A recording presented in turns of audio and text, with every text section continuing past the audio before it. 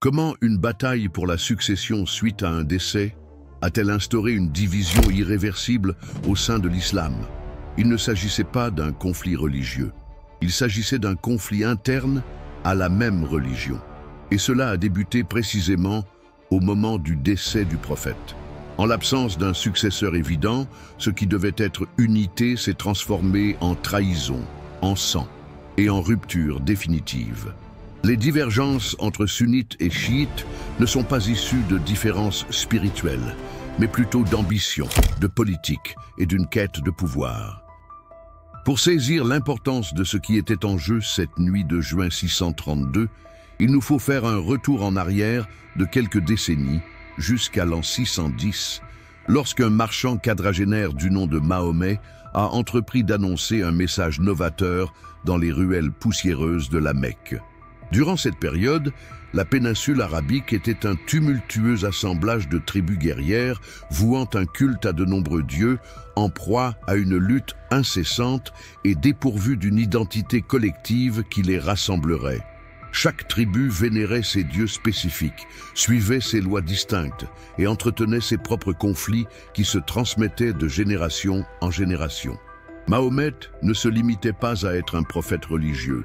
Il était également un dirigeant politique et militaire exceptionnel, doté d'une vision qui dépassait les clivages tribaux. Son message était révolutionnaire pour son temps. Il n'y a qu'un Dieu, Allah, qui réclame la justice sociale, le soutien aux démunis, l'équité entre les tribus et l'établissement d'une communauté, Ummah, supérieure à toutes les divisions antérieures.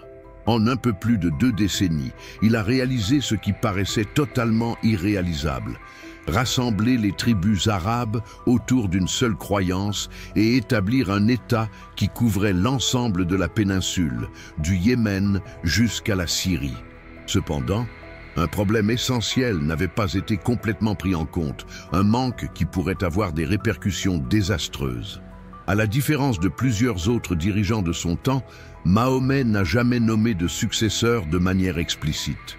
Il n'était pas en possession de descendants adultes pour succéder à son poste, et même si plusieurs prétendants étaient apparents parmi ses alliés et sa parenté, il n'a jamais désigné explicitement qui devrait prendre les rênes de la communauté musulmane après son décès.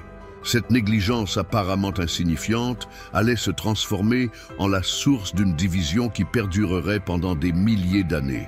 En 632, la communauté musulmane ne se contentait pas d'être un rassemblement religieux pour prier. Elle était en voie de construction en tant qu'État doté de forces militaires puissantes, d'un territoire étendu, d'une économie florissante axée sur le commerce et les conquêtes, et d'un système judiciaire en évolution. Le décès inattendu de Mahomet a créé un hiatus de pouvoir qui devait être comblé sans tarder, non pas en semaines ou en mois, mais dans les jours qui ont suivi.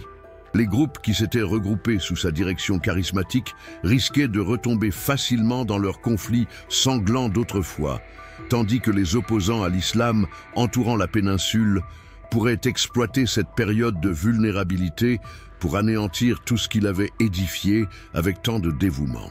Pendant qu'Ali ibn Abi Talib, le cousin et l'époux de Mahomet, se consacrait assidûment à la préparation du corps du prophète pour son inhumation en conformité avec les rites islamiques, une mission essentielle et fondamentale, un événement d'importance majeure avait lieu dans un endroit connu sous le nom de Saqifa Bani Saïda, semblable à un centre communautaire situé à Médine. Les leaders des principales tribus musulmanes se sont réunis en toute hâte afin de déterminer qui devrait être le nouvel imam. Cette rencontre, visiblement non officielle et impromptue, allait décider du sort d'une religion qui s'établira finalement de l'Espagne à l'Indonésie et orientera le cours de l'histoire internationale. L'ambiance à Saqifa était marquée par une tension palpable et des sentiments conflictuels. Chagrin face au décès du prophète, inquiétude pour le futur et ambition politique difficilement contenue. Les Ansar, qui étaient les résidents natifs de Médine et qui avaient offert protection et refuge à Mahomet lors de sa fuite de la Mecque, se considéraient légitimement en droit d'exercer le leadership. Ils avaient mis en péril leur existence, leur possession et le futur de leurs proches pour offrir asile au prophète et à ses compagnons, alors que personne d'autre n'osait le faire.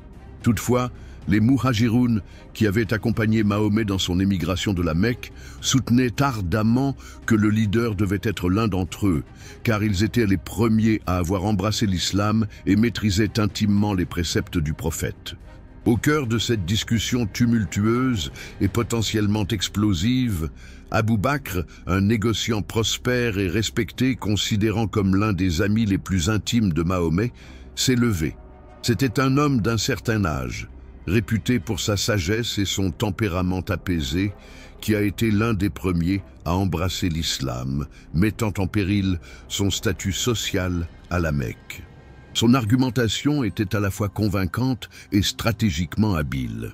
Il soutenait que les Arabes d'autres tribus ne se soumettraient jamais à un leader qui ne viendrait pas de la Mecque, la ville sacrée, et qu'étant un proche collaborateur et confident du prophète, il constituait le candidat le plus apte à préserver l'unité de la communauté.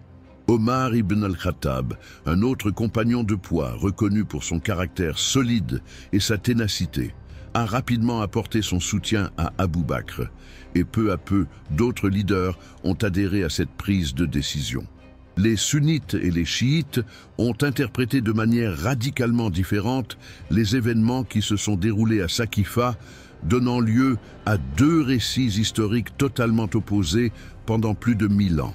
Les sunnites, représentant approximativement 85% de la population musulmane mondiale, voient l'élection d'Abou Bakr comme une décision démocratique justifiée et astucieuse, adoptée par accord général des dirigeants communautaires les plus estimés en temps de crise. Ils ont ainsi défini le concept sacré et durable, selon lequel le leader de la communauté musulmane, le calife, qui veut dire successeur, devrait être choisi par la communauté en fonction de ses qualités personnelles, de sa dévotion et de ses compétences en matière de direction, plutôt que sur la base d'une succession héréditaire ou d'une désignation divine. Néanmoins, les partisans d'Ali ibn Abi Talib percevaient les événements de Saqifa d'une façon entièrement différente, et cette divergence de point de vue allait constituer le fondement idéologique du chiisme. Pour ces personnes, la rencontre à Saqifa était une action politique hâtive et fermée qui a volontairement négligé Ali, possesseur du droit naturel indiscutable de guider la communauté musulmane. Ali n'était pas seulement un compagnon du prophète, il était également son cousin germain, ayant grandi dans le foyer de Mahomet depuis sa plus tendre enfance, et son gendre, unissant ses liens avec Fatima, la fille chérie du prophète, et celle de ses filles, dont la lignée a perduré. Ali et Mahomet avaient une relation d'une extraordinaire proximité et singularité. Ali a été l'un des premiers à embrasser l'islam. Certains prétendent même qu'il fut le premier homme adulte à le faire. Il a démontré un courage hors du commun, dans toutes les batailles majeures, où il servait souvent comme le porte-drapeau du prophète.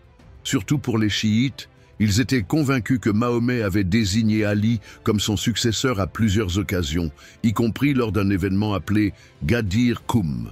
C'est là où le prophète a pris la main d'Ali devant des milliers de fidèles et proclamé « À celui dont je suis le maître, Maoula, Ali est le maître ». Ali ibn Abi Talib représentait une personnalité complexe et tragique, symbolisant l'ensemble des paradoxes de la politique primitive de l'islam. Lorsqu'il accéda finalement au rang de 4e calife en 656, 24 ans après le décès de Mahomet, il était déjà un homme éprouvé par la frustration, la désillusion et un intense sentiment d'injustice historique. Il l'avait observé depuis la périphérie pendant plus de 20 ans, comment d'autres guidaient la communauté qui, selon lui appartenait par droit divin et héréditaire. Cette prolongée attente a été extrêmement éprouvante, tant sur le plan personnel que politique. Pendant cette longue période d'attente, Ali a tenu une position incroyablement ardue et chargée de tensions. Il a publiquement soutenu et obéi aux 3 premiers califes, Abou Bakr, Omar ibn al-Khattab et Othman ibn Affan, s'impliquant dans les activités communautaires et collaborant lorsque c'était nécessaire, mais il n'a jamais totalement abandonné sa prétention ni cessé de penser qu'il était le véritable successeur. Cette dichotomie permanente entre l'apparente fidélité publique et la conviction personnelle intense a fait de lui une personnalité mystérieuse qui suscitait une ferveur intense chez ses adeptes et un doute persistant chez ses rivaux politiques. Pour saisir l'ampleur dévastatrice de ce qui s'est déroulé à Kerbala en octobre 680, il est essentiel de réaliser que Hussein ibn Ali ne se limitait pas à être un dirigeant politique audacieux ou un dissident religieux. Il était le dernier lien vivant direct avec le prophète Mahomet. Hussein était le Benjamin d'Ali et de Fatima, ce qui impliquait que le sang du créateur de l'islam circulait véritablement en lui. Il était l'un des 2 petits-enfants que Mahomet avait portés sur ses épaules à la mosquée, qu'il avait embrassé publiquement, et dont il avait dit avec tendresse « Hussein m'appartient et j'appartiens à Hussein ». Dieu porte de l'affection pour celui qui aime Hussein. Quand Mouawiya, le politique avisé qui a fondé la dynastie omeyyade, s'est éteint en 680, son fils Yazid Ier a pris les rênes du califat, instaurant pour la première fois dans l'histoire de l'islam le concept de succession héréditaire dynastique. Pour beaucoup de musulmans, notamment ceux qui soutiennent la famille du prophète, c'était une totale outrance qui transgressait les principes essentiels de l'islam. Yazid n'était pas uniquement le symbole de la pérennité d'une dynastie établie par la guerre civile et les manigances politiques, il était également réputé pour son existence débauchée, son passion manifeste pour le vin, la chasse, la poésie profane, et son absence apparente de l'intense piété religieuse attendue d'un souverain musulman. L'intensification dramatique de la crise qui a abouti à la tragédie de Kerbala est survenue lorsque Yazid a demandé à Hussein de lui prêter un serment d'allégeance, bay'a, publiquement et sans condition. Ce n'était pas un simple protocole diplomatique. C'était une affirmation sacrée et obligatoire que Yazid était le dirigeant légitime de tous les musulmans et le véritable héritier du prophète Mahomet sur cette terre. Pour Hussein, prêter allégeance à ce serment aurait signifié renier tout ce qui représentait sa famille, invalider le sacrifice de son père Ali et donner une légitimité à un système qu'il percevait comme intrinsèquement corrompu et injuste. Hussein se retrouvait dans une situation éthiquement apparemment insurmontable, un dilemme sans issue simple ni agréable. S'il prêtait allégeance à Yazid, il validerait un régime qu'il jugeait en opposition aux préceptes de son aïeul, le prophète, et trahirait l'héritage de son père, décédé en luttant contre les prédécesseurs de Yazid. S'il rejetait fermement, il serait vu comme un insoumis dangereux contre l'autorité en place et risquerait d'être arrêté, incarcéré ou exécuté sans procès. Son choix définitif de quitter la sécurité de Médine pour se rendre à Koufa, où des milliers de lettres lui assuraient un appui sans réserve, était simultanément un geste désespéré et une manifestation de son principe moral indéfectible. Le trajet de Hussein, de Médine à Koufa, s'est transformé en l'une des narrations les plus puissantes, touchante et chargée de symbolisme dans l'ensemble de l'histoire islamique. Hussein ne se déplaçait pas en solitaire en tant que dirigeant militaire en mission. Il était entouré de toute sa parenté, y compris ses épouses fidèles, ses sœurs chéries, ses enfants innocents et ses neveux encore jeunes. Il était aussi soutenu par un groupe de fidèles partisans, sans doute 72 hommes au total, qui avaient choisi de mettre leur vie en péril pour les idéaux qu'il incarnait. La décision d'Hussein de conduire sa famille dans ce qui s'apparentait à une opération politique hautement périlleuse a été perçue de différentes manières par les historiens et les théologiens à travers les siècles. Pour certains, cela prouve indiscutablement que Hussein n'avait pas de visée violente ou belliqueuse. C'était un acte pacifique de résistance face à l'injustice, une affirmation qu'il préférait tout sacrifier, y compris la vie de ses proches, plutôt que de céder à la tyrannie. Certains y voient la preuve qu'il était totalement disposé à tout abandonner pour ses convictions, devenant de ce fait un emblème vivant de la résistance morale. Au cours du trajet vers Koufa, Hussein a reçu des informations de plus en plus inquiétantes et démoralisantes qui exposaient l'ampleur réelle du péril auquel il faisait face.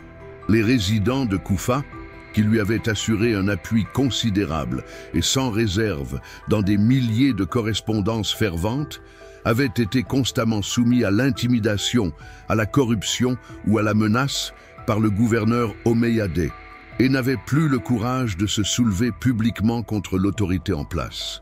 Muslim ibn Aqil, son cousin, avait été dépêché en tant qu'émissaire pour mobiliser le soutien local et orchestrer la résistance. Il a cependant été trahi, arrêté et exécuté de façon violente et publique, délivrant un message explicite à ceux qui pourraient envisager d'appuyer Hussein.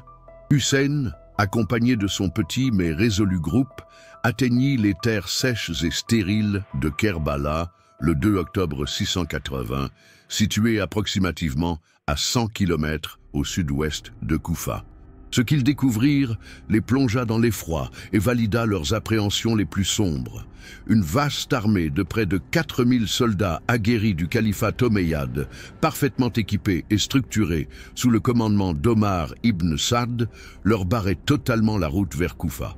Hussein a instantanément et avec une lucidité implacable compris qu'il était tombé dans un guet-apens habilement conçu et préparé pendant des semaines. Il n'est pas arrivé à Kerbala par préférence ou tactique. Il y a été constamment conduit par les troupes de Yazid qui ont entravé toutes les autres routes de fuite possibles. Les premiers jours du siège de Karbala ont été une période douloureuse mêlant des tentatives désespérées de négociation, des préparatifs spirituels face à l'inéluctable et une cruauté psychologique qui a même étonné par rapport aux standards brutaux de cette période. Hussein, faisant preuve de son inclination pour la paix plutôt que pour la violence jusqu'à la fin, a essayé diverses méthodes pour prévenir un déversement de sang superflu. Il suggéra modestement de regagner Médine et d'y mener une existence de citoyen ordinaire, sans contester ouvertement l'autorité de Yazid ni engendrer de complications politiques. Quand cette suggestion sensée fut écartée sans ménagement, il proposa plutôt de le laisser se diriger vers les lointaines frontières de l'Empire pour affronter dignement les ennemis extérieurs de l'islam, où il pourrait périr dans une honorable bataille contre les infidèles, au lieu d'être confronté à d'autres musulmans dans une guerre civile fratricide. Toutefois, les directives de Yazid à son chef sur le terrain étaient rigoureuses, sauvages et ne toléraient aucun arrangement ni discussion. Hussein devait se conformer sans réserve, en faisant un serment public de fidélité et en acceptant entièrement l'autorité de Yazid ou périr immédiatement. Il n'y avait pas de compromis possible, aucun espace pour la dignité ou l'honneur, aucune option qui permettrait de préserver les apparences pour les deux parties. Cette rigidité sans concession a exposé la réalité cruelle et sans pitié du conflit. Il ne s'agissait pas seulement de questions politiques ou administratives, mais de deux interprétations fondamentalement antagonistes de l'islam, de l'autorité légitime et de celui qui avait le droit sacré de gouverner la communauté musulmane. Quand les forces de Yazid, agissant selon des directives explicites et délibérées, ont totalement bloqué l'accès d'Hussein et de sa famille au fleuve Euphrate, unique source d'eau dans cette contrée désertique, la situation a atteint un point de désespoir et est devenue insoutenable sur le plan humain. En octobre, sous le soleil accablant du désert irakien où les températures de jour atteignent souvent plus de 40 degrés Celsius, l'absence d'eau s'est vite transformée en une souffrance méthodique et aiguë, particulièrement pour les jeunes enfants, les personnes âgées et les femmes résidant dans le camp d'Hussein. Les chroniques historiques qui ont perduré pendant plus de 13 siècles relatent des tableaux déchirants de petits enfants, en larmes et désespérés par la soif, les lèvres craquelées et la langue tuméfiée. Pendant ce temps, Hussein s'efforçait, avec toute l'énergie et la dignité dont il disposait, d'obtenir ne serait-ce que quelques gouttes d'eau pour sa famille innocente. Il ne cessait de rappeler aux soldats adverses qui l'entouraient qu'ils étaient tous de confession musulmane, liés par la même croyance, que l'islam proscrit formellement le refus d'eau, même pour les animaux, et que refuser de l'eau aux descendants du prophète serait un péché qui les hanterait pour toujours. Cependant, les directives étaient sans équivoque, et la soif s'est transformée en un instrument de guerre psychologique destiné à ébranler la détermination de Hussein sans recourir à un affrontement direct. Le 10 octobre 680, inscrit à jamais dans l'histoire chiite sous le nom de jour d'Ashura, s'est levé avec une tension palpable qui semblait électriser l'atmosphère aride du désert et annoncer la tragédie imminente. Hussein avait consacré la nuit précédente à une prière fervente et profonde, à une méditation spirituelle et à une introspection sur son existence, étant pleinement conscient qu'il s'agissait sans doute de ses derniers moments sur cette terre. D'après les histoires transmises de génération en génération depuis plus d'un millénaire, il avait réuni ses dévoués disciples sous l'éclat argenté des étoiles désertiques, leur offrant une ultime occasion de le quitter sans honte. Avec sa grandeur d'âme et sa noblesse, Hussein a déclaré à ses compagnons qu'ils étaient parfaitement libres de le laisser sous le voile obscur de la nuit. Il a précisé que son conflit personnel était uniquement avec Yazid et les Omeyyades, pas avec eux, et qu'il ne souhaitait pas qu'un homme innocent perde la vie pour une cause qui n'était pas de son choix.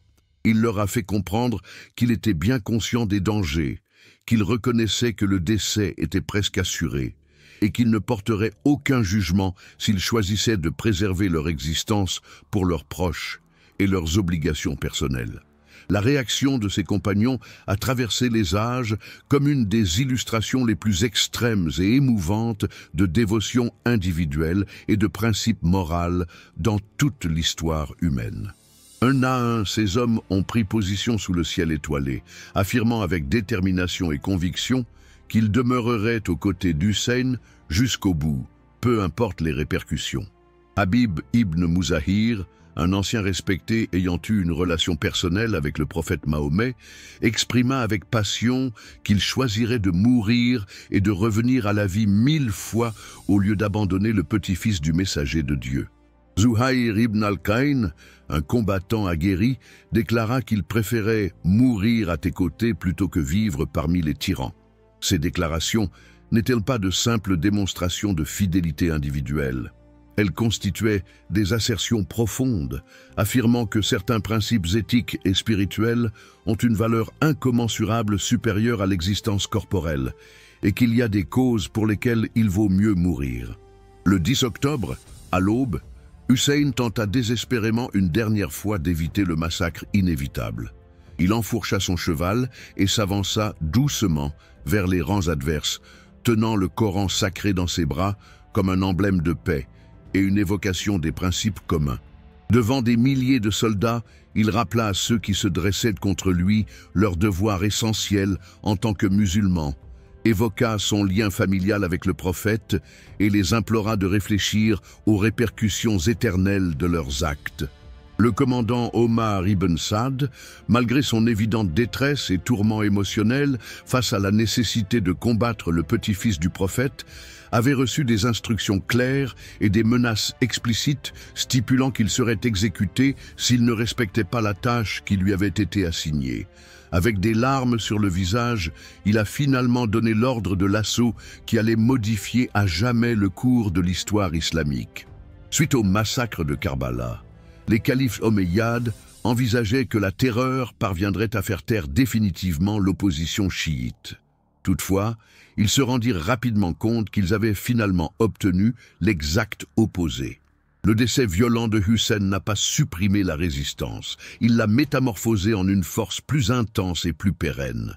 À travers tout l'empire, des cimes du Liban aux vastes plaines de Perse, des communautés discrètes de musulmans ont commencé à se rassembler en secret pour pleurer la perte du petit-fils du prophète et ourdir des complots contre ceux qui l'ont assassiné. Les Omeyyades ont mis en place un système administratif raffiné qui fusionnait l'efficacité de l'administration byzantine avec la souplesse arabe. On a édifié le dôme du rocher à Jérusalem, instauré l'arabe comme langue officielle et mis en place une monnaie commune.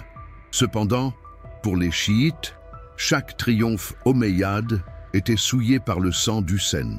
Chaque nouvelle mosquée, chaque cité florissante était une indication que le pouvoir avait été dérobé à la lignée du prophète. Durant cette époque difficile, les chiites ont élaboré la taqiyya, l'art de cacher sa foi. Face à une persécution incessante, ils ont su dissimuler leurs convictions, prier discrètement, se rassembler dans des demeures privées et diffuser leurs enseignements grâce à des codes. Cette nécessité de survie a engendré une culture de résistance secrète qui se transformerait en élément essentiel de l'identité chiite. En l'an 750 de notre ère, la révolution a finalement touché les Omeyyades. C'est la dynastie abbasside, descendante d'Abbas, l'oncle du prophète, et non les chiites, qui a dirigé cette révolution ayant renversé la dynastie à l'origine de Kerbala. Cette révolution était synonyme de justice pour la famille du prophète et de l'éradication du despotisme omeyyade. Les dirigeants abbassides excellaient dans l'art de la propagande. Avec une bannière noire portant l'inscription « Al-Rida min al-Muhammad », l'élu de la famille de Mahomet, une phrase intentionnellement vague, il a su rallier le soutien des chiites. Pour les chiites, la révolution représentait une opportunité de venger Hussein et de rétablir la lignée du prophète. La chute des Omeyyades a été extrêmement violente. Lors de la confrontation du Zab en 750, l'ultime troupe omeyyade a été anéantie. Les Abbassides n'ont pas seulement célébré la victoire, ils ont méticuleusement anéanti la famille omeyyade. Au cours d'un festin macabre à Damas, ils ont exterminé 80 princes omeyyades tout en poursuivant leur repas au-dessus des corps sans vie. En dépit de la répression politique, l'époque abbasside a connu un épanouissement culturel remarquable. Al-Mansour a établi Bagdad, surnommée la Ville Ronde, en 762, et cette cité est devenue l'une des plus raffinées du monde médiéval. Sa forme ronde représentait l'idéal et l'infini. Le palais du calife, qui était le cœur de la ville, se trouvait au milieu de jardins, de bibliothèques et de bureaux administratifs. Au cours de cette période, l'élan de traduction a marqué la culture islamique. Les œuvres grecques, persanes et indiennes, en philosophie, médecine, mathématiques et astronomie, ont été mises en arabe. Le Centre mondial de la sagesse s'est établi comme un pôle intellectuel international, où des savants de toutes les confessions collaboraient. Les chiites, bien qu'ils soient marginalisés, ont pris part de manière proactive. Des personnalités telles que Hisham ibn al-Hakam ont élaboré des arguments raffinés en faveur de la prééminence d'Ali. Ces savants ont non seulement conservé les doctrines de leurs imams, mais ont aussi élaboré des systèmes théologiques sophistiqués qui rivalisent avec toute œuvre sunnite. Jafar al-Sadiq, le 6e imam chiite, a été une figure primordiale. Sous une surveillance incessante, il mit au point une tactique astucieuse. Plutôt que de s'opposer frontalement au calife, il se dédia à l'éducation et à l'élaboration doctrinale. Son domicile à Médine s'est transformé en un lieu d'éducation où des élèves de différentes parties du monde musulman venaient étudier la religion, la philosophie, l'alchimie et l'astronomie. Sous son leadership, le chiisme a élaboré sa propre école de droit, Jafari, et formulé des principes théologiques essentiels tels que la doctrine de l'imamat et l'idée de l'imam caché. L'origine de la dynastie fatimide se situe dans les zones isolées de l'Afrique du Nord, où Abdallah al-Mahdi a revêtu le titre de calife en l'an 909 de notre ère. Cette déclaration ne constituait pas une simple émeute provinciale. Elle représentait le fruit de plusieurs décennies d'efforts secrets réalisés par des missionnaires ismaéliens qui avaient ouvert la voie à la première réussite historique d'un État chiite. Abdullah al-Mahdi prétendait être le descendant d'Ismaïl ibn Jafar, le fils aîné de Jafar al-Sadiq, qui est mort avant son père. Selon les Ismaéliens, à l'opposé des chiites duodécimains, l'imamat était transmis à travers la descendance d'Ismaël. Ce qui pourrait sembler être une différence théologique insignifiante aurait des répercussions politiques considérables. L'ascension des Fatimides a été due à une campagne de propagande élaborée. Durant plusieurs décennies, des missionnaires ismaéliens, da'i, ont exercé en toute discrétion à travers le monde musulman. Ces missionnaires ne se limitaient pas à propager l'enseignement ismaélien. Ils mettaient en place des groupes secrets, recueillaient des ressources et planifiaient une insurrection visant à instaurer un califat de substitution. L'invasion de l'Égypte par les Fatimides en 969 a marqué le véritable commencement de leur période de prospérité. Sous le commandement du général Jawar al-Sikili, ils ont non seulement pris possession de l'Égypte, mais ont aussi fondé une nouvelle capitale, le Caire al-Kahira, la victorieuse, qui prétend concurrencer Bagdad en tant que centre névralgique de la civilisation islamique. Le Caire fatimide ne se limitait pas à être une simple cité, c'était une affirmation politique et religieuse. Les Fatimides n'ont pas simplement édifié une nouvelle capitale, ils ont aussi instauré une véritable alternative à l'ordre sunnite déjà établi. La mosquée Al-Azhar, établie en 970, se trouvait au centre de la ville et allait devenir l'une des plus grandes institutions d'enseignement du monde islamique. Al-Azhar se distinguait par sa fonction d'établissement éducatif ismaélien. Tandis que les madrasas sunnites mettaient l'accent sur l'étude du Coran, des hadiths et de la jurisprudence classique, Al-Azhar offrait un cursus englobant la philosophie, l'astronomie, la médecine et les mathématiques. Les Fatimides avaient la conviction que le savoir, ilm, était sacré et que les véritables croyants devaient poursuivre la vérité sous toutes ses formes. L'État fatimide se distinguait par une tolérance religieuse remarquable. À l'inverse de beaucoup de leurs contemporains, les Fatimides favorisaient une grande diversité religieuse. Les chrétiens, les juifs et diverses branches de l'islam étaient autorisés à exercer leur foi librement, sous réserve d'accepter l'autorité du régime fatimide. Cette politique ne se limitait pas à de l'idéalisme. Elle incarnait un pragmatisme astucieux pour administrer un territoire aussi varié que l'Égypte. Un des accomplissements les plus remarquables a été la création d'un réseau commercial reliant 3 continents. Il dominait des voies commerciales essentielles entre l'Inde et la Méditerranée depuis l'Égypte, amassant d'immenses richesses. Les commerçants fatimides ont mis en place des colonies dans les ports de la Sicile, au Gujarat, formant un réseau diasporique qui favorisait non seulement le commerce, mais également la propagation de la culture et des concepts ismaéliens. Cette prospérité économique leur a donné les moyens de soutenir l'une des plus magnifiques cours du Moyen Âge. Leur calife, en compétition de magnificence avec les empereurs byzantins et les califes abbassides, édifiait des palais somptueux, encourageait les arts et les sciences, tout en maintenant des armées constituées de soldats venant d'Afrique, d'Asie et d'Europe. L'effondrement a débuté au XIe siècle à cause de facteurs internes et externes. Des conflits de succession, des insurrections militaires et des crises économiques ont provoqué de vives discordes en interne. Ils ont dû faire face à des menaces provenant de l'extérieur, notamment des Croisés, des Turcs seldjoukides et des Ayyoubides.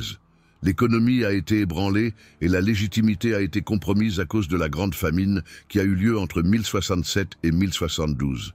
Les croisades ont aussi eu une influence. La prise de Jérusalem en 1099 a été à la fois une défaite militaire et un désastre spirituel.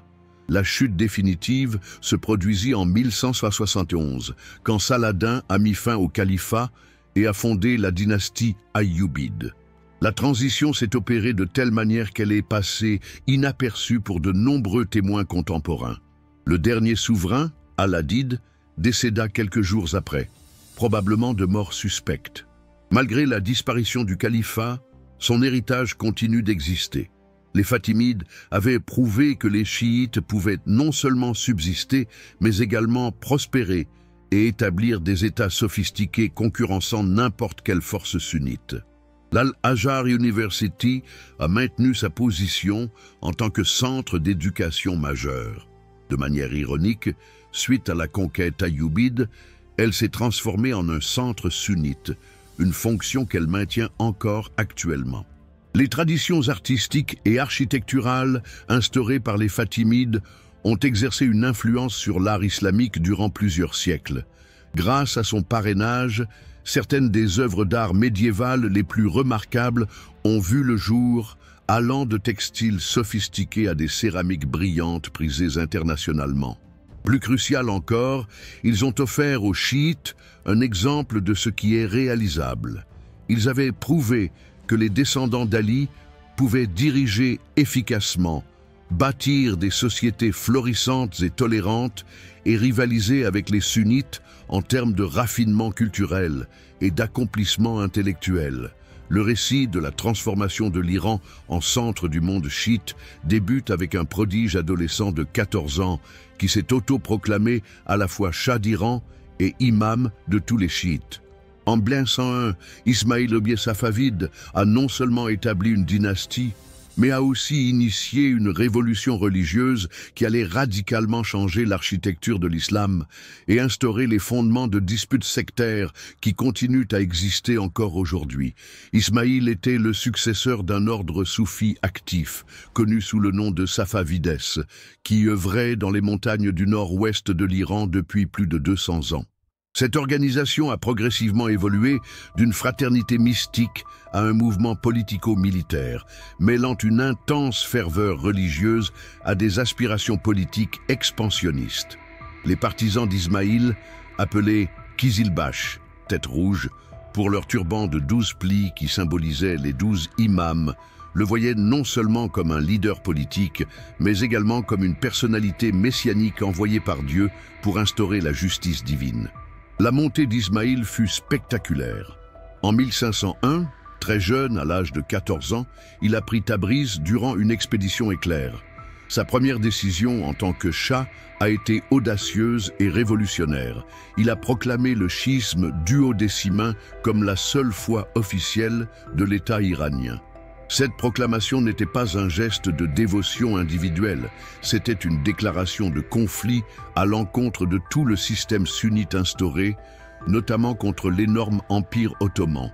La portée totalitaire de la décision, accompagnée de méthodes d'une efficacité brutale, a rendu cette décision révolutionnaire.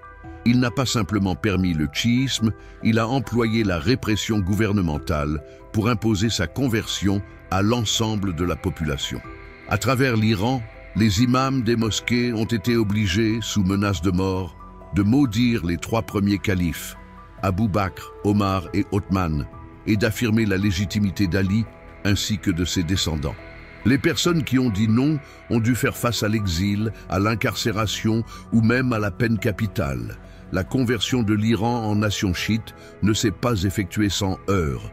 Les Safavides ont employé des tactiques extrêmement sévères pour éliminer l'islam sunnite. D'après les estimations historiques, des dizaines de milliers de sunnites auraient été exécutés, exilés ou contraints à la conversion durant les premières décennies du régime. Les témoignages de cette période évoquent des épisodes de violence sectaire qui ont scandalisé jusqu'aux témoins de l'époque. Dans des villes comme Ispahan et Kashan, les troupes safavides ont démoli des mosquées sunnites, incendié des bibliothèques renfermant des ouvrages sunnites et procédé à l'exécution d'érudits qui ont refusé de se convertir. Cette violence n'était pas fortuite. C'était une stratégie intentionnelle visant à supprimer toute résistance au nouvel ordre chiite. L'Empire ottoman a réagi sans délai et avec une grande violence. Les Ottomans, qui se posaient en gardiens de l'islam sunnite orthodoxe, ont considéré l'apparition du mouvement safavide comme une menace à leur existence. En 1514, le sultan Sélim Ier a déclenché une vaste invasion de l'Iran. La défaite des Safavides à la bataille de Khaldiran, qui a eu lieu en août 1514, fut un véritable désastre. Jusqu'à ce moment-là invaincu, Ismaïl a fait face à une armée ottomane qui le surpassait tant en effectifs qu'en technologie. Les Ottomans possédaient des armes à feu et de l'artillerie, tandis que les Kizilbash s'appuyaient sur la cavalerie traditionnelle. Pour Ismaïl, la défaite à Khaldiran ne se limita pas à une simple perte militaire. C'était une véritable crise de croyance. Ses disciples le voyaient comme un être messianique, voire une manifestation divine. Sa défaite contre les Ottomans sunnites a remis en question ses déclarations et l'a plongé dans une dépression dont il ne s'est jamais totalement rétabli. Toutefois, le conflit entre les Ottomans et les Safavides ne se limitait pas à des enjeux territoriaux. Il touchait également à la caractérisation même de l'islam. Cet aspect religieux a amplifié la violence, rendant presque irréalisable la réconciliation. Le chiisme a véritablement pris racine en Iran durant le règne du Shah Abbas Ier, 1588-1629, qui est souvent considéré comme le plus grand souverain safavide. Abbas a reçu un État en difficulté. Les Ottomans avaient pris le contrôle d'une large portion de l'Ouest, les Ouzbeks représentaient une menace à l'Est, et la situation économique était désastreuse. Durant son règne de 42 ans, Abbas a non seulement redonné vie à la puissance iranienne, mais a aussi mis en place des institutions qui inscriraient le chiisme comme élément permanent de l'identité iranienne. Abbas a compris que la pérennité de l'État était liée à l'établissement d'institutions religieuses robustes qui appuieraient le chiisme indépendamment des dirigeants individuels. Et il a mis en place un système éducatif religieux financé par le gouvernement, destiné à créer une classe cléricale iranienne autochtone. Avant Abbas, les Safavides comptaient sur des érudits chiites venus de l'étranger. Abbas avait pour objectif de fonder une élite religieuse authentiquement iranienne. La ville qu'Abbas a édifiée à Ispahan s'est transformée en l'une des plus magnifiques cités du monde. On le surnommait Nesf et Jahan, la moitié du monde à son époque, et c'était tout à fait mérité. La place d'Ispahan, s'étendant sur 160 000 mètres carrés, surpassait en superficie la place Saint-Marc à Venise. La mosquée du Shah, ornée de ses dômes azurés et de ses gracieux minarets, pouvait se mesurer à n'importe quelle construction ottomane. Ispahan ne se distinguait pas uniquement par sa beauté, elle était aussi une affirmation que le chiisme pouvait engendrer des civilisations aussi raffinées que n'importe quelle force sunnite. Abbas a aussi transformé l'économie en encourageant le commerce mondial. Il a noué des liens diplomatiques avec les grandes puissances européennes, l'Angleterre, la France et les Pays-Bas. Cette ouverture a engendré la prospérité économique et exposé l'Iran à de nouvelles idées et technologies. Les commerçants européens en visite à la cour étaient frappés par l'ouverture d'esprit religieuse et le raffinement culturel de l'empire safavide. Une avancée majeure d'Abbas a été l'établissement d'une armée professionnelle indépendante des tribus Kizilbash, qui avait propulsé les Safavides au pouvoir. Cette nouvelle force, formée par des conseillers européens et dotée d'armements contemporains, a permis à Abbas de reprendre possession des terrains qu'il avait perdus face aux Ottomans et d'établir des limites plus solides. Cela a surtout fourni au Shah une fondation de pouvoir qui ne dépendait pas des tribus susceptibles de contester son autorité. Sous le règne d'Abbas et de ses successeurs, le chiisme a évolué d'une contrainte politique à une identité culturelle profondément ancrée. Ce processus a nécessité l'établissement d'un réseau sophistiqué de madrasas, de sanctuaires grandioses et de rituels raffinés qui ont profondément marqué tous les domaines de la vie iranienne. Les madrasas safavides ont évolué en tant que lieu d'éducation non seulement religieuse, mais également de culture identitaire. Les étudiants étudiaient non seulement la théologie chiite, mais également la poésie persane, l'histoire de l'Iran et la philosophie islamique. Les lieux saints chiites, notamment le sanctuaire de Mashhad consacré à l'imam Ali al-Rida, ont gagné en statut en devenant des destinations de pèlerinage qui rivalisent avec la Mecque et Médine pour les fidèles chiites. Les Safavides ont dépensé d'importantes ressources pour édifier et orner ces lieux de culte, en créant des espaces qui remplissaient des rôles religieux tout en illustrant la prospérité et l'influence de l'État chiite. Les rites chiites, notamment la célébration annuelle d'Achoura, se sont transformées en manifestations nationales qui rassemblaient l'ensemble de la population iranienne dans une expérience collective empreinte d'émotion. Ces rituels n'étaient pas uniquement des manifestations de piété, ils représentaient des déclarations d'identité culturelle qui différenciaient les Iraniens de leurs voisins sunnites. Les défilés de l'Achoura, comprenant des mises en scène du décès d'Hussein, ont instauré une culture du martyre et de la résistance qui s'est progressivement transformée en un élément fondamental du chiisme iranien. Les Safavides ont aussi encouragé l'épanouissement d'une littérature spécifique au chiisme. Des poètes tels que Mohtacham Kashani ont composé des élégies, marathis, exprimant leur chagrin face au décès de Hussein et d'autres imams. Cette œuvre ne se contentait pas de conserver la mémoire historique chiite, mais œuvrait également pour la rendre accessible au grand public. L'architecture safavide témoignait d'une synthèse singulière du chiisme et de la culture persane, intégrant des composants de l'architecture persane anté-islamique avec une iconographie spécifiquement chiite. L'effondrement final s'est produit lorsque les derniers chahs ont montré de l'intolérance envers les minorités qui avaient vécu en harmonie sous le règne d'Abbas Ier.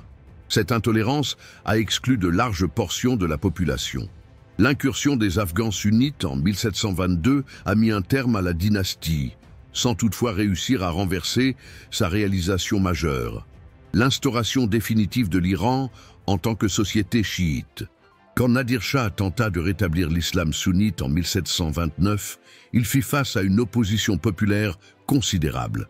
La communauté avait tellement assimilé l'identité chiite que toute tentative de modification était considérée comme une trahison envers la nation.